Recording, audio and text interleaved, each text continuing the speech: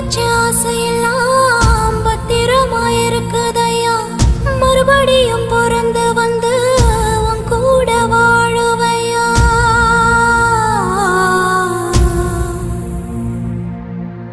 புத்தி வச்ச ஆசையெல்லாம்